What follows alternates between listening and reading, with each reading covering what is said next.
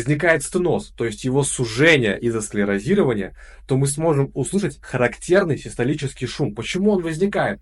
Он возникает сразу после первого тона. А первый тон это у нас что? Это звук закрытия митрального и звук закрытия трехстворчатого клапана. И сразу после этих звуков начинается систола. А из-за того, что отверстие очень маленькое, кровь, когда проходит через него, ей нужно преодолеть большее препятствие. И поэтому возникает характерный систолический шум.